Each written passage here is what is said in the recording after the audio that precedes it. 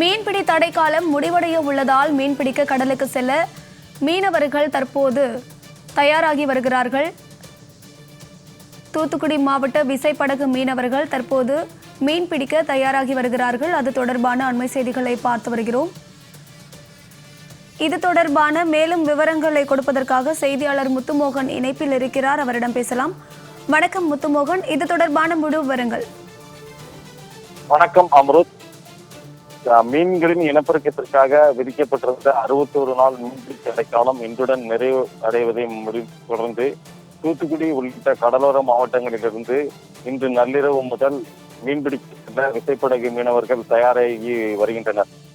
India முழுவதும் கடலோர மாவட்டங்களில் தமிழகத்திலிருந்து மேற்குவங்கம் வரையிலான கடலோர மாவட்டங்களில் ஏப்ரல் 15 முதல் ஜூன் 14 வரை 61 நாட்கள் ஆழ்கடலில் மீன்பிடிக்க சென்று மீன்களின் இனப்பெருக்கத்திற்காக மீன்பிடிக்க தடை. கேரளா கடற்பகுதியிலே ஜூன் மாதம் 10ஆம் தேதி முதல் 61 நாட்கள் இந்த மீன்பிடி தடைக்காலம் செயல்படுகிறது. அப்போது ஏப்ரல் 15 முதல் ஜூன் 14 வரை இன்று வரை உள்ள 61 நாள் மீன்பிடி தடைக்காலம் இன்றுடன் நிறைவடைவதை தொடர்ந்து தூத்துக்குடி விசைப்படகு மீன்பிடி துறைமுகத்திலிருந்து இன்று நள்ளிரவு மற்றும் அதிகாலை 5 மணி அளவில் கடலுக்கு மீன்பிடிக்க செல்ல விசைப்படகு மீனவர்கள் தயாராகி வருகின்றனர். கடந்த 2 மாதங்களில் விசைப்படகு மீனவர்கள் விசைப்படகுகளை கரையில் ஏற்றி மீன்பிடி படகுகளை இன்ஜின் பழுது உள்ளிட்ட பல்வேறு பழுதுகளை நீக்கி சுத்தம் செய்து தற்போது மீன்பிடி துறைமுகத்தில் கடலில் இறக்கி மீன்பிடிக்க செல்ல தயாராகி வந்தனர்.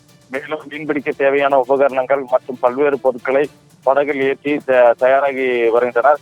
இந்த ஆண்டு தங்களுக்கு நல்ல மீன் கிடைக்கும் என மீனவர்கள் நம்பிக்கை தெரிவித்துள்ளனர். தூத்துக்குடி மட்டுமல்லாது தமிழக கடலோர மாவட்டங்களான ராமநாதபுரம், சென்னை, காஞ்சிபுரம், திருவள்ளூர், நாகப்பட்டினம் உள்ளிட்ட பல்வேறு மாவட்டங்களில் இந்த 61 நாட்கள் மீன்பிடி தடைக்காலத்திற்கு பின்பும் இன்று நள்ளிரவு முதல் மீனவர்கள் கடலுக்கு மீன்பிடிக்க செல்ல உள்ளனர். தமிழகத்தில் அந்நிய செலாவணியில் மீன் எண்கள் என்பது முக்கிய பங்கு வகிக்கிறது. கடந்த 60 நாட்களாக இந்த மீன்பிடி தடைக்காலம் இருந்தால் மீன் வர்த்தகம், அந்நிய செலாவணி வர்த்தகம் பாதிக்கப்பட்டது. இந்த நிலையில் தூத்துக்குடி உள்ளிட்ட கடலோர மாவட்டங்களில் விசைப்படகு மீனவர்கள் கடலுக்கு மீன்பிடிக்க செல்வதால் அதிக அளவில் மீன்கள் ஏற்றுமதி, வெளிநாடு உள்ளிட்ட பகுதிகளுக்கு ஏற்றுமதி நடைபெறும். இதனால் அந்நிய செலாவணியும் வர்த்தகம் உயரும் என்று எதிர்பார்க்கப்படுகிறது. மேலும் கேரள பகுதியில் மீன்பிடி தடைக்காலம் துவங்கியுள்ளதால் தூத்துக்குடி மாவட்டத்தில் உள்ள விசைப்படகு மீனவர்கள் கடலுக்கு மீன்பிடிக்க சென்று திரும்பும் போது கேரள மீனவர்கள் வியாபாரிகள் வருகை காரணமாக மீன்களுக்கு நல்ல விலை கிடைக்கும் என எதிர்பார்த்து உள்ளனர். அம்ருத்.